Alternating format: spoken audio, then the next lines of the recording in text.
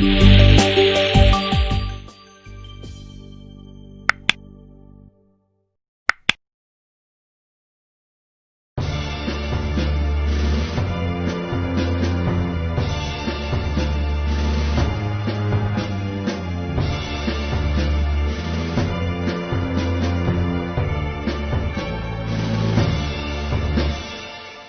Canterville Ghost by Oscar Wilde. Retold by Virginia Evans and Jenny Dooley. Episode 1. The Warning.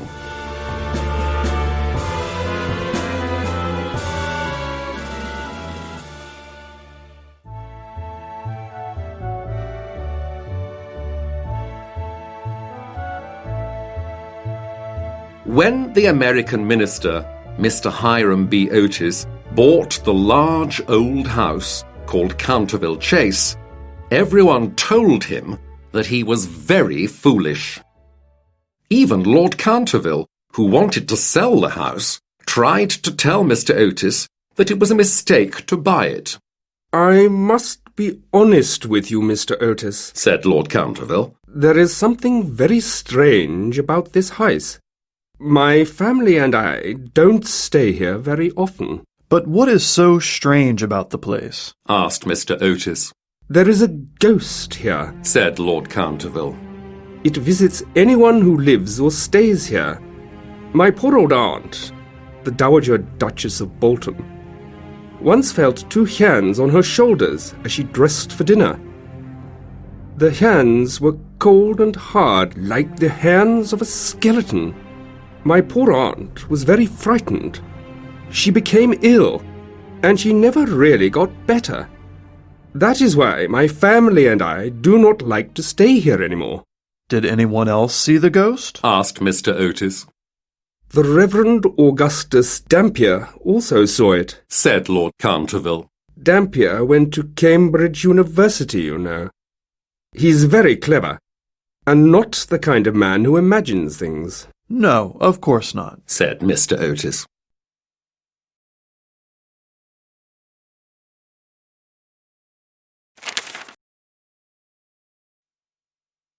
After the terrible thing that happened to my dear aunt, most of our servants left the house and didn't want to come back here to work. My poor wife, Lady Canterville, could not sleep at night. She was frightened, and of course the strange noises that we hear in the halls and in the library make us even more afraid. "I'm not afraid," said Mr. Otis. "I want to take the house and the ghost. I come from a modern country, where we have everything that money can buy. There is nothing in Europe that we don't have in America. If there were ghosts, we would have some too. And there are no ghosts in America, you know." Lord Canterville smiled. "I'm afraid that the ghost is real," he said. "It is more than 300 years old, for members of my family first saw it in 1584. Shortly before any member of my family dies, the ghost appears." Mr. Otis laughed. "I'm sorry," he said, "but I don't believe in ghosts. There is no such thing." "Well," smiled Lord Canterville, "I hope you are happy in the house. But you must remember that I warned you, and you did not listen to me."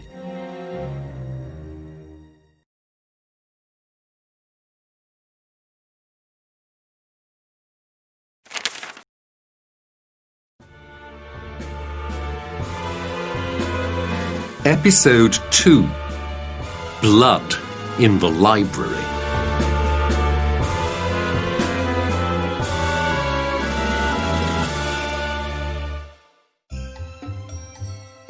Mr. Otis bought Canterville Chase, and a few weeks later he moved into the house with his family.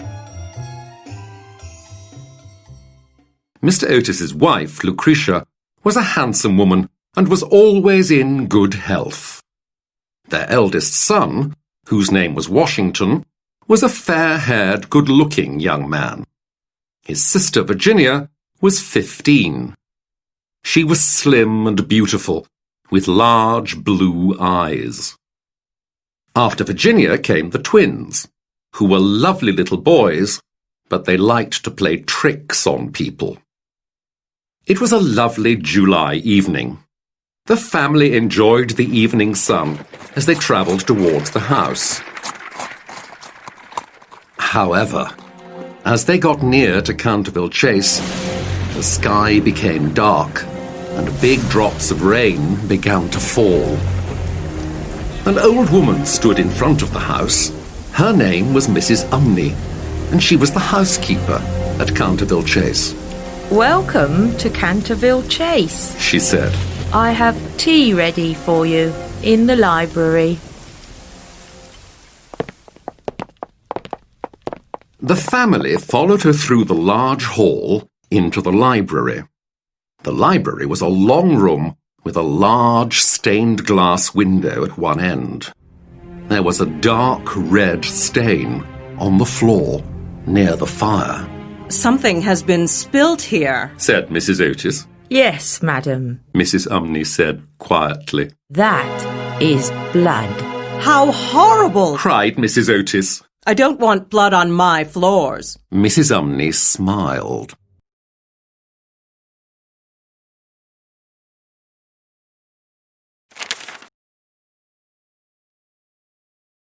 That is the blood of Lady Eleanor de Canterville. Her husband, Sir Simon de Canterville, murdered her there in 1575.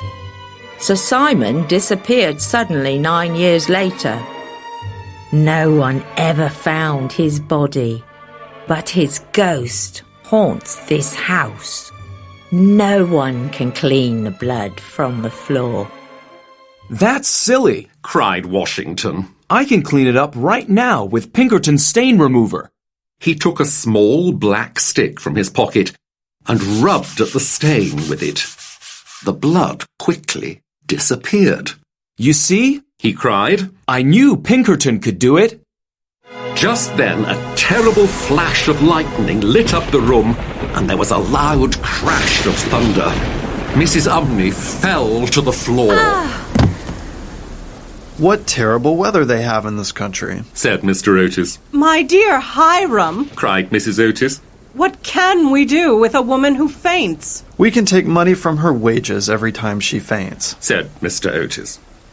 When Mrs. Umney heard this, she sat up. She was very unhappy. You must not make the ghost angry, sir. She said. Terrible things happen in this house. But Mr. Otis and his wife were not afraid. We don't believe in ghosts. Ghosts. They said. But we would like some tea.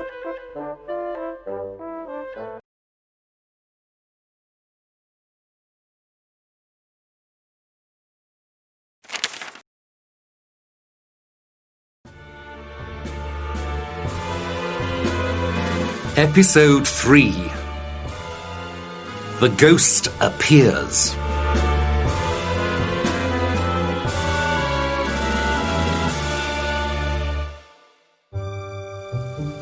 The storm continued all night long, but nothing strange happened, and the family slept quite well.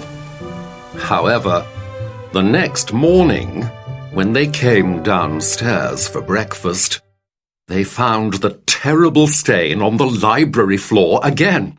I don't believe it, Said Washington. It must be the ghost. He rubbed at the stain a second time, but the next morning it appeared again. That night, Mr. Otis locked the library and took the key to bed with him, but the stain was there again the next day. The whole family were now quite interested. Even Mr. Otis began to think that there might be a ghost at Canterville Chase, and that night he became completely sure. It was a warm and sunny day, and in the evening, when it was cool, the family went out for a drive. They came home at 9 o'clock and had a light supper. They talked about famous actresses and actors, and about the foods they missed from America that they could not get in England. They did not talk about ghosts at all. and no one mentioned Sir Simon Canterville.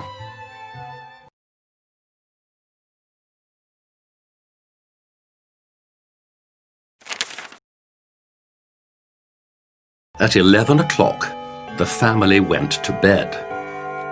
By 11:30, everyone was asleep and the house was dark.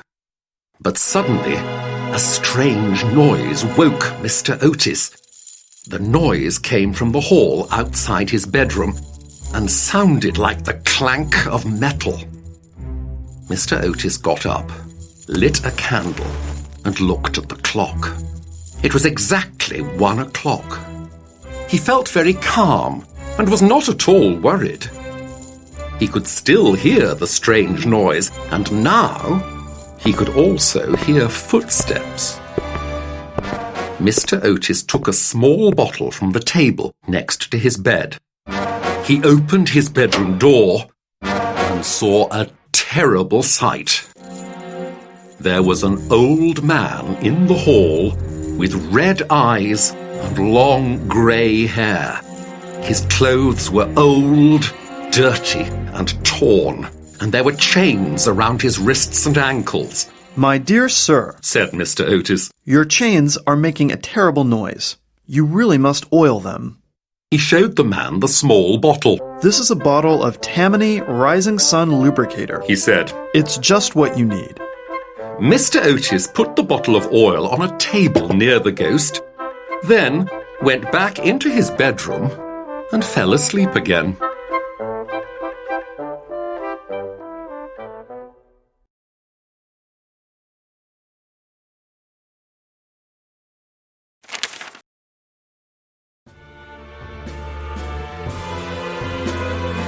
Episode 4. A terrible shock.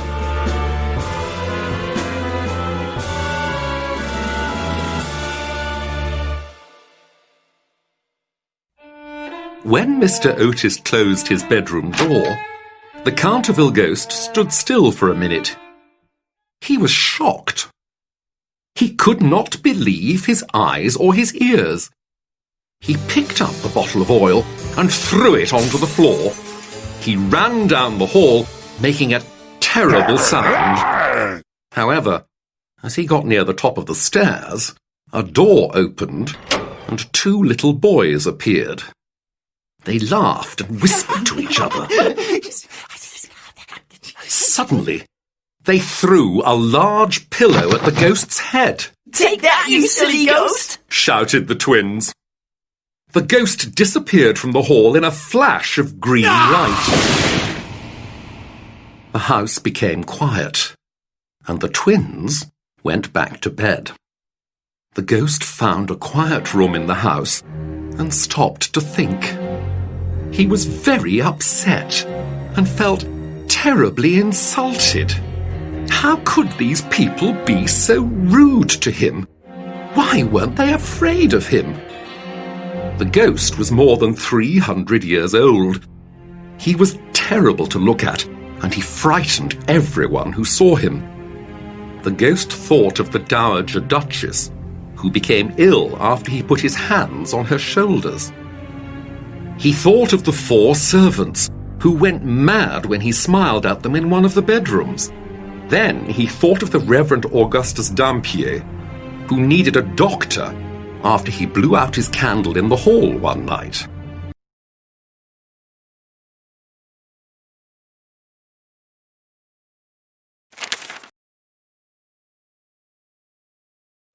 Also, there was old Madame de Tremouillac, who was ill in bed for 6 weeks after she saw him sitting in her armchair reading her diary.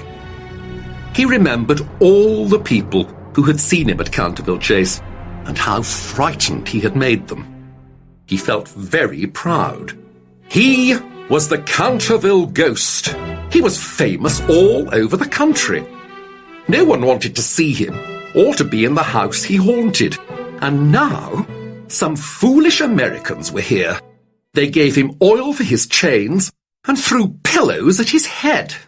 "This is terrible," thought the ghost. "People should not treat ghosts in this way." They should shake and scream. They should run and hide. They should leave Canterville Chase and never come back. The ghost decided that it was time to teach the Otis family a lesson. He wanted revenge, and he wanted to make them afraid. For the rest of the night, the ghost thought and planned until he had the perfect idea for revenge.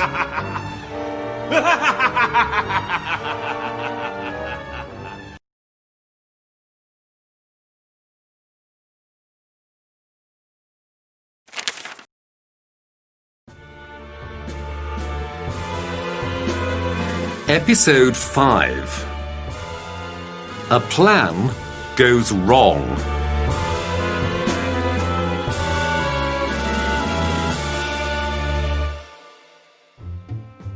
The next morning, when the Otis family met at breakfast, they talked about the ghost. I do not want to upset the ghost, said Mr. Otis. After all, this was his house a long time ago. I don't think it is polite to throw pillows at him. He looked at the twins and they started to laugh. However, said Mr. Otis, the ghost's chains make too much noise, and I cannot sleep. He doesn't want to oil them, so I think we must take the chains away from him. For the rest of the week, however, they did not hear the ghost. They knew he was there because the bloodstain on the library floor changed every day. Sometimes it was dark red, and at other times it was purple. One morning, it was bright green. The family thought that these changes were funny and tried to guess what colour the stain was before they came downstairs each morning. The only person who did not enjoy the joke was Virginia. She was always very upset when she saw the stain and nearly cried on the morning when it was bright green.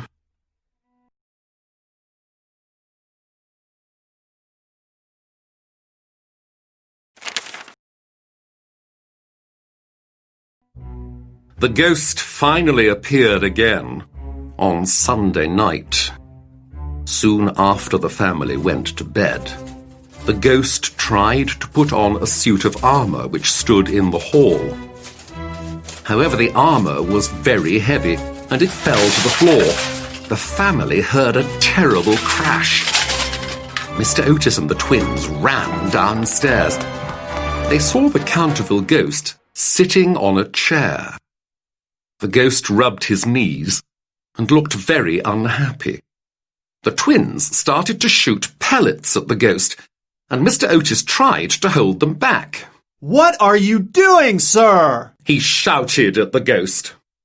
The ghost was angry. He made a terrible noise, then ran to the top of the stairs and laughed a terrible ghostly laugh.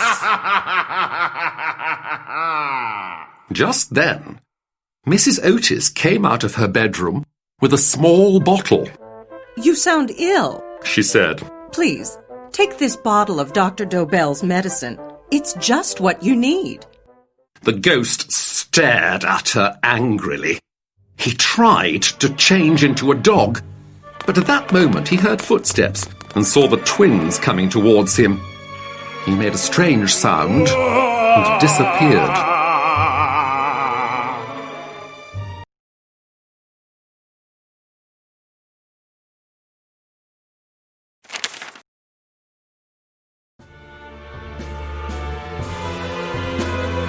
Episode 6. The Otis Ghost.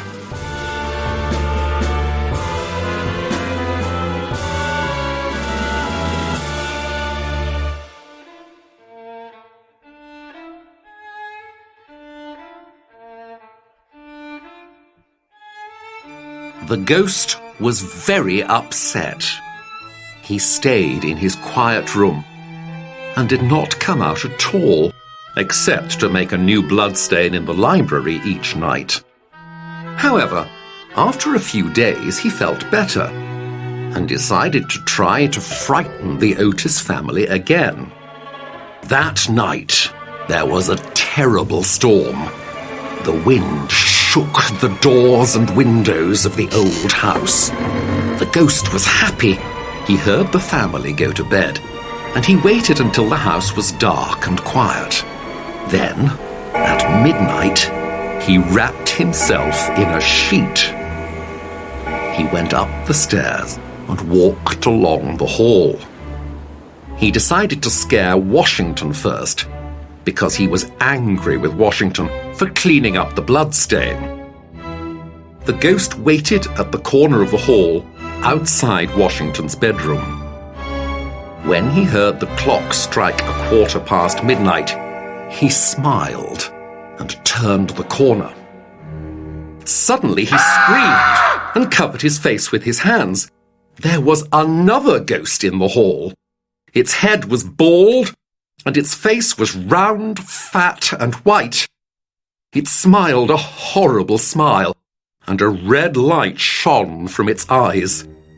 There was a sign on its chest, but the Canterville Ghost was too frightened to read it.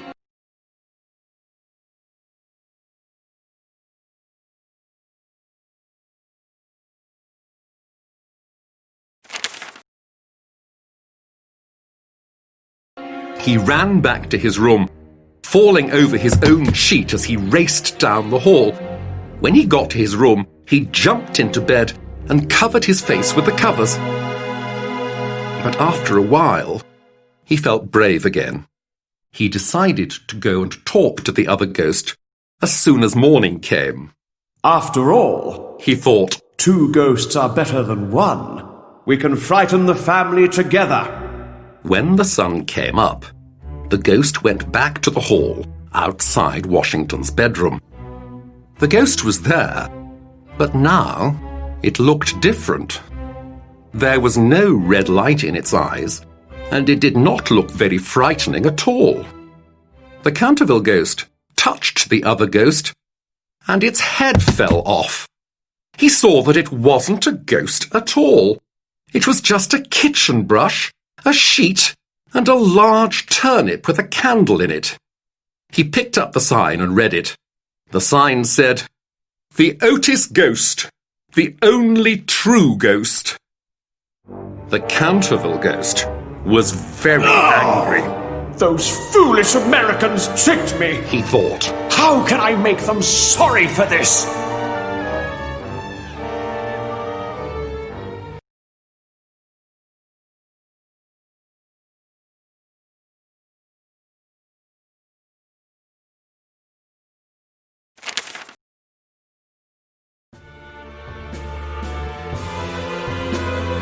Episode 7.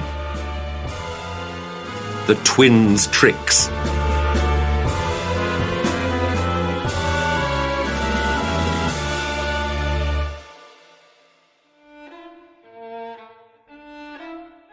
The Otis family made the ghost upset and nervous. He stayed in his room and he jumped every time he heard a noise.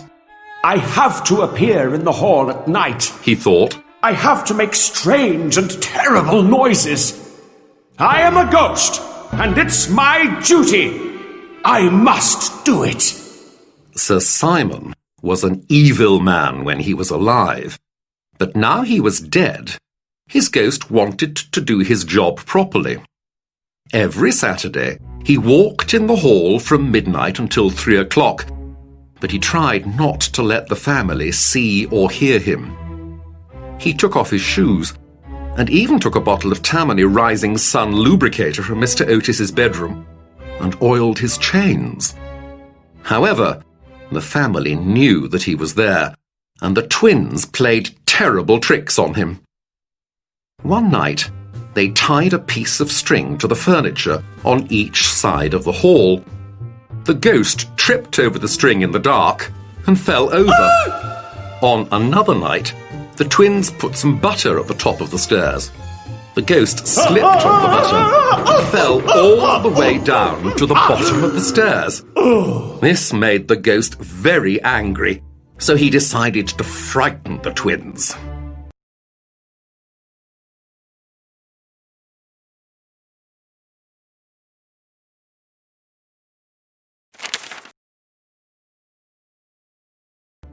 The next night, he wore different clothes. He took off his head and left it in his room. Then he went to the twins' bedroom. The door was not quite closed. The ghost pushed the door hard, and a large bucket of water fell from the top of the door and splashed all over him. The ghost was very wet and very unhappy, but the twins laughed and laughed. The ghost went back to his room and stayed in bed with a cold for the next 2 days. At least I didn't take my head with me, He thought. so I'm not wet all over. The ghost did not try to frighten the Otis family again. He still appeared in the hall once a week, and the twins still played tricks on him. Sometimes they put nutshells on the floor of the hall to hurt his feet. Once they hid in the hall, jumped out at him, and shouted, "Boom!" But after a while, they did not see the ghost anymore, so the family decided that the ghost was gone forever. The Otis family were wrong. The ghost was still in the house, but he was so frightened of the twins that he became quite ill. He spent most of his time in his room and often stayed in bed.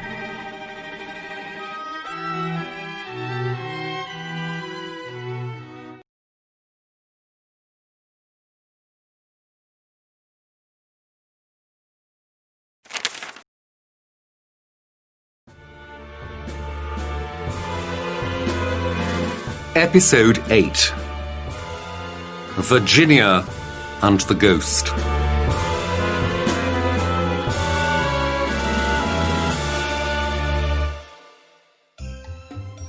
The young Duke of Cheshire had come to stay with the family for a while, and he was in love with Virginia and wanted to marry her.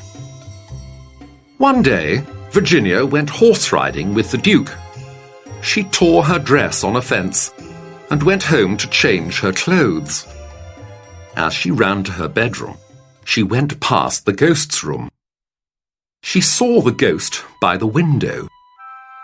He looked very sad, and Virginia felt sorry for him. "Don't worry, Ghost," she said. "My brothers are going back to school tomorrow. After that, if you are good, no one will annoy you." The ghost looked at Virginia in surprise. How can I be good? He asked. It is my job to walk in the hall, to make a noise with my chains and to frighten people. Mrs. Umney told us that you killed your wife, said Virginia. Is that true? Yes, it is true, said the ghost. But it was a family problem and it's no one else's business. It's wrong to kill people, said Virginia. You don't understand, said the ghost. She was a terrible wife, and I don't think it was very nice of her brothers to starve me to death, even though I did kill her. They starved you to death? Cried Virginia. Oh, poor ghost! Are you hungry? I've got a sandwich in my bag.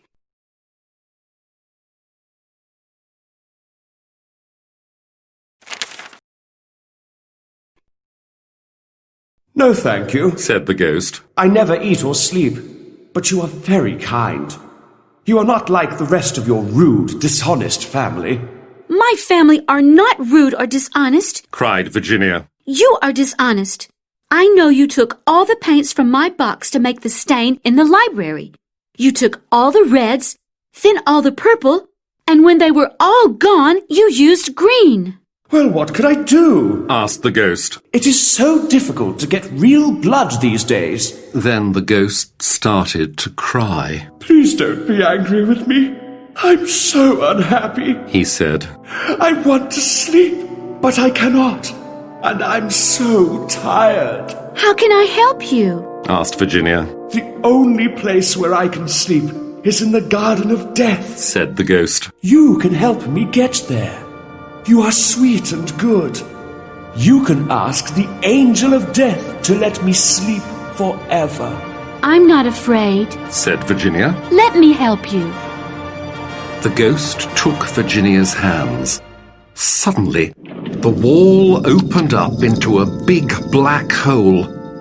The hole closed around Virginia and the ghost, and the room was empty.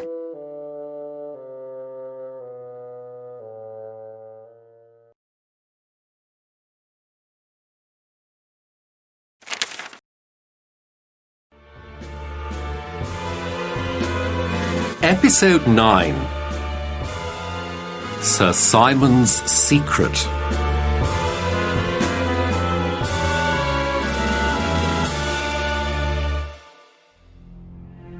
When Virginia did not come down for tea 10 minutes later, Mrs. Otis sent one of the servants to look for her.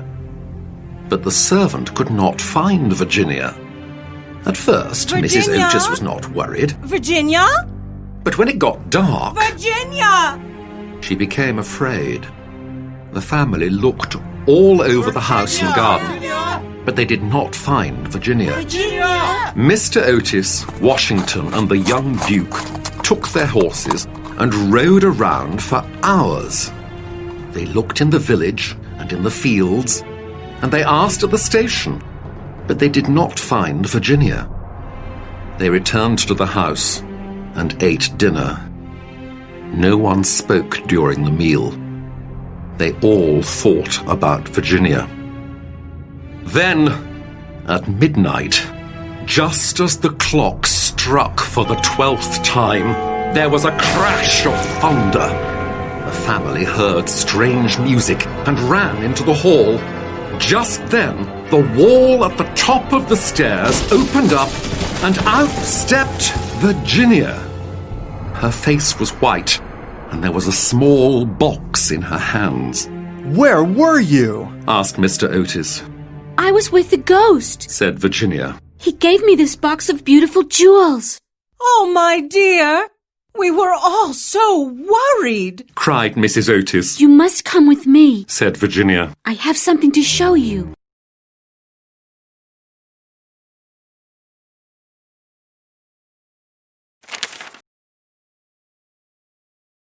The family and the Duke followed Virginia through the wall, along a secret corridor, and into a small room.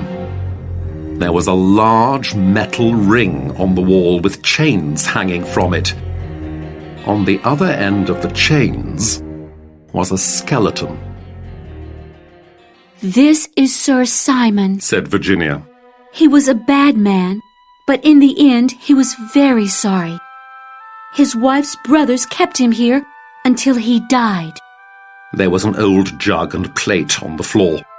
Virginia pointed to them. Look how his hand is reaching out for food and water. She said. The jug and plate were too far away for him to reach. Now the jug was empty, and there was only a pile of dust on the plate. Virginia fell to her knees beside the skeleton, and the rest of the family looked at the terrible sight in front of them. Now we know the ghost's secret, Said Mr. Otis. What a terrible story. His sadness is over. Said Virginia. Now he can sleep. You are an angel, Said the Duke. And he took Virginia's hand and kissed it.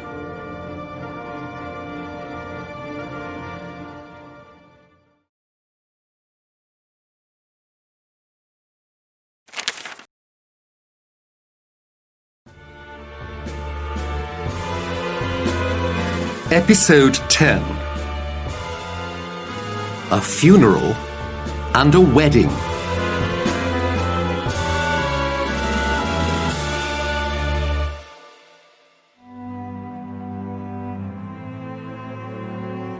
Four days later, there was a funeral at Canterville Chase. The funeral started at 11 o'clock at night. Beautiful black horses pulled black funeral carriages. Inside one of the carriages was a black coffin with a purple cloth on top of it. The servants walked beside the carriages with lighted torches. It was an amazing sight. Lord Canterville travelled from Wales for the funeral, He sat in the first carriage with Virginia. Mr. and Mrs. Otis were in the next carriage, and Washington and the twins were behind them in the third carriage. Mrs. Umney was in the last carriage. She had spent 50 years in the house with the ghost, and he had frightened her many times. She wanted to be there to say goodbye to him. They buried Sir Simon in the churchyard. Virginia put some flowers on his grave, and her eyes filled with tears. Goodbye, Sir Simon, she said. The next morning, before Lord Canterville left Canterville Chase, Mr. Otis asked him to take the jewels. The jewels belong to your family, he said. They are worth a lot of money, so you must take them.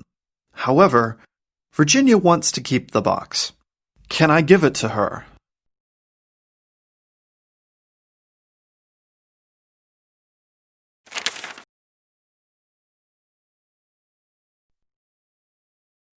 Lord Canterville smiled and shook his head. The jewels are Virginia's, he said. Sir Simon wanted her to have them, and she must keep them. After all, we don't want the ghost to come back. So Virginia kept the jewels and wore them when she married the Duke of Cheshire a few years later. She became the Duchess of Cheshire, and she was very happy. The Duke and the Duchess loved each other very much. After their honeymoon, they travelled to Canterville Chase to visit Virginia's parents. They stopped at the churchyard on the way, and Virginia put fresh flowers on Sir Simon's grave. What happened when you were with the ghost? Asked the Duke. I can't tell you, my dear Cecil. Said Virginia. Please don't ask me. The Duke smiled. You can keep your secret, he said, as long as I have your love. You always have my love, Cecil, said Virginia. Good, said Cecil. Then perhaps one day you can tell your secret to our children. Virginia smiled and took the Duke's hand. They walked happily towards Canterville Chase.